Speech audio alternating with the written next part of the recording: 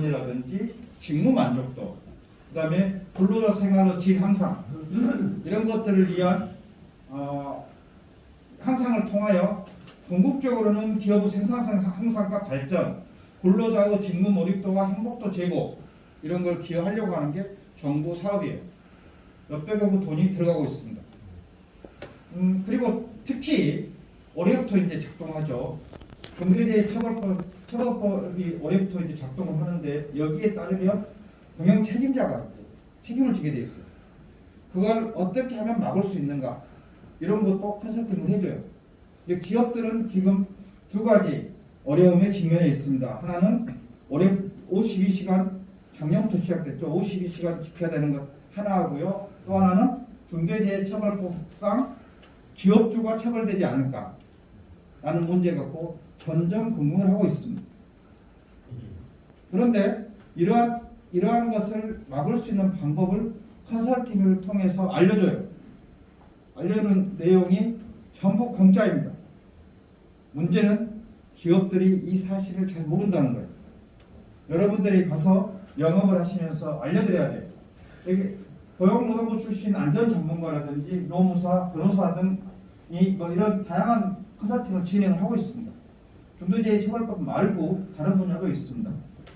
보험료를 체납하지 않는 사업장 중 필요성과 의지가 있는 50 이상 사업자라고 나와 있습니다. 실제로는 50인 이하도 가능해요. 근데 50인 이상이 지금 정부가 이제 주로 지원하는 부분이고요. 그다음에 이제 무료다라는 게 굉장히 중요하고요. 하나 하게 되면 15주, 3개 하게 되면 10주, 15주, 21주 하는데, 대개 기업들이 2개 정도 하기 때문에 이렇게 하게 되면 한 21주간 컨설팅을 제공하고요. 말씀드린 바와 같이 기업의 부담은 제로다. 단 1000명 이상인 대규모 사업장에게는 자부담이 있다. 1000명 이상 중에서 들어온 기업에 신청해야 한다 정도 기억하시면 되겠고요. 접수 시기가 있는데 예산 소진이 되게 되면 조기 마감이 될 수가 있어요. 그래서 가능한 한 여러분이 만나는 기업들에게 빨리 신청을 할 수 있게 도와드리는 게 이 좋은 컨설팅을 받을 수 있는 방법입니다. 이제 컨설팅, 여기서 중요한 게 컨설팅을 수행할 기관을 지정할 수 있는 난이 있는데, 여기에 재단법인 피플을 반드시 기입하도록 해야 됩니다. 그걸 기입하지 않으면 제가 여기에 와 있을 필요가 전혀 없어요. 여기 저희 미래일태연구원이 재단법인 피플이고요. 재단법인 피플로 이 사업을 신청했기 때문에 그렇습니다.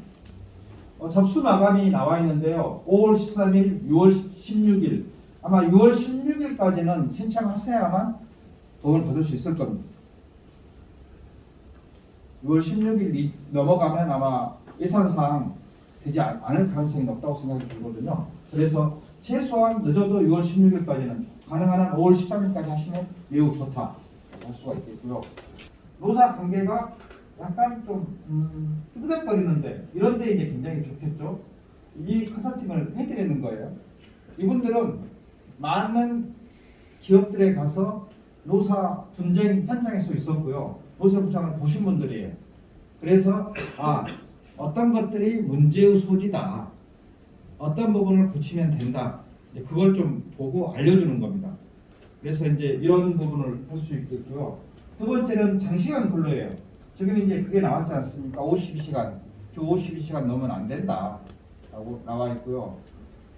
이걸 이제 많은 사람들이 특히 이제 보수 쪽에서 그렇게 많이 이야기를 하는데, 근로시간 단축이 특히 이제 대통령 당사님께서도 그렇게 이야기하셨어요. 근로시간 늘리는 게 한다라고 굉장히 이제 경제에 어려움을 가중하는 것처럼 이야기했는데, 실제로 그렇지 않습니다. 근로시간 단축은 세계적인 추세고요. 우리나라가 멕시코 다음으로 근로시간이 굉장히 긴 나라예요. 그리고 근로시간이 짧아지지 않으면 경제가 성장하지 못합니다. 여러 가지 그걸 설명드리기 위해서는 한 2시간 정도 강의가 필요한데요. 강의비를 삼성에서 줄 리도 없고, 그래서 강의는 생략하겠습니다. 근데 어쨌든 근로시간, 장시간 근로에서는 거기에 근무하고 있는 개인 근로자를 위해서뿐만 아니고 그 기업을 장려해서도 매우 중요한 사안이다. 이건 이제 이미 여러 연구를 통해서 밝혀졌습니다. 관련된 이야기 굉장히 재밌거든요. 블루치가 짧아지면 무슨 일이 발생하느냐, 이혼율이 증가합니다. 그 지역에 그런 다양한 재미있는 결과가 있어요.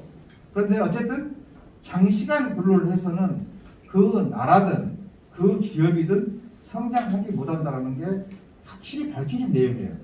그래서 이것도 굉장히 중요합니다. 그다음에 이제 평생학습 체계 구축이라는 건 공부 많이 하는 거예요. 그래서 회사 다니면서 공부하는 거죠. 여러분도 이제 오늘 바쁜 시간에 와서 제 강의를 듣는 겁니다. 이것도 이제 평생학습의 일환이에요. 그런데 이렇게 하는 것이 평생학습의 전부가 아니고, 그러면 평생학습을 많이 한 사람이 어떤 기업 내에서 성과를 내는가, 그리고 그 성과가 어떤 보상으로 연결되는가, 이런 것들을 이제 고민하고 만들어주는 거예요. 그래서 평생학습을 하고 그리고 성과를 많이 내게 되면 성진도 빨라지고 임금도 올라가는 시스템을 만들어 보자 하는 게 이제 이런 제도고요. 이 제도를 만들어서 성공한 나라가 국가가 유한 킴벌리를 비해서 엄청 많죠. 체계가 여러분 어떻게든지 잘 아시죠? OECD 국가에서 OECD 국가 중에서 임금 수준을 놓고 볼 때 가장 평균 비교하기 좋은 것이 초등학교 교사. 전 세계 모든 나라가 초등학교 교사에게는 대학 이상의 학력을 요구하고 있어요. 그런데 우리나라는 제일 적게 받는 급여 받는 사람하고 제일 많이 받는 사람하고 약 3배 차이가 납니다. 그리고 제일 적게 받는 사람하고 제일 많이 받는 사람은 당장에 알 수가 있어요. 누가 많이 받느냐? 저처럼 머리가 희끗희끗한 사람, 학교에서는 다 싫어하는 사람, 학부모도 절대 자기에 맡기고 싶지 않는 사람, 이 사람이 제일 높은 임금 받는 거예요. 누가 임금은 적게 받느냐? 바로 졸업한 애, 그리고 파릇파릇해갖고 애를 잘 가르치는, 학부모들한테 인기 좋은 애, 그런 교사가 가장 급여를 적게 받고 있습니다. OECD 국가 대표들이 와서 그 현실을 확인하고 하품을 했어요. 이러고도 교육 시스템이 돌아가느냐? 이게 임금 체계의 문제의 한 단면입니다. 다른 나라는 어떻게 되느냐? 대개 1.5배 정도 많이 받아요. 많이 받는 사람이 2배 못 받는다는 거. 1.5배 정도 많이 받고요. 누가 많이 받느냐? 잘 가르친 선생님이 많이 받습니다. 너무 당연한 거 아니에요? 이게 임금 체계 문제이고요. 이게 이제 좀 어쨌든 고민을 해야 돼요. 기업들이. 왜? 요새 젊은 애들은 와서 보니까 맨날 놀긴 하고 그런 분들은 월급을 많이 받고 열심히 일하는 사람 월급 적게 나는 월급 너무 적게 받는다.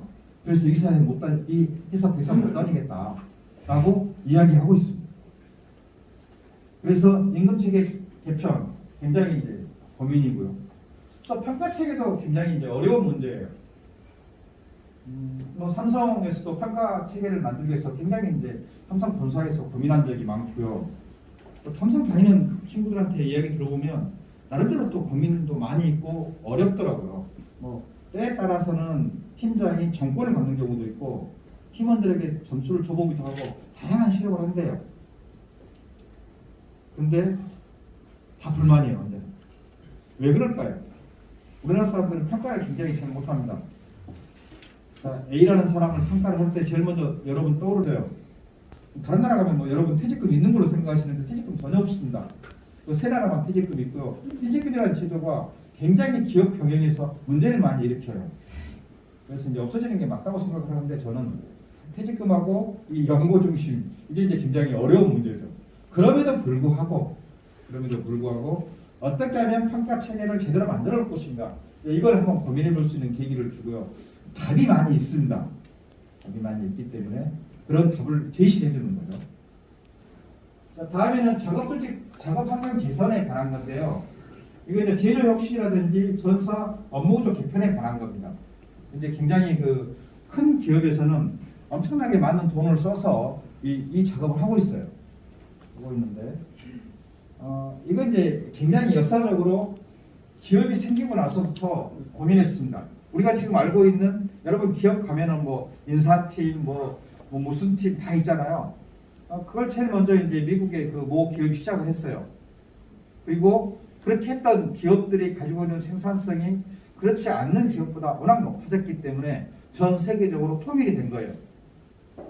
통일. 그래서 이제 각 기업에 가게 되면 인사팀 있고 뭐 무슨 팀 있고 무슨 팀 있고 이렇게 돌아가는 거죠. 그 다음에 이제 실무를 수행하는 팀이 있고 또 실무를 수행하는 그런 파트는 어떻게 관리하고 그런 게 이제 있습니다.